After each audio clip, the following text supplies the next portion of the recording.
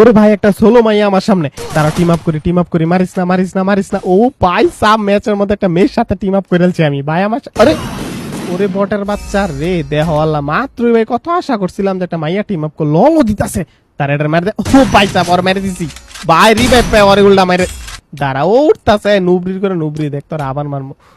Team up করছিলাম খুব একটা আদর করে টিম আপ করছিলাম, ভালো লাগছে না। আরে আরে এই ওরে আল্লাহ রে, ওর টিম আপ ওর টিমমেট আয়া পড়ছে বাকি তাড়াতাড়ি রে ভাই। দাঁড়া একটা বুদ্ধি পাইছি, এনে সেন্টিনো মেটা দেই ভাই, আজকে এমন এক ট্রিক্স খাড়ামু দাঁড়াও।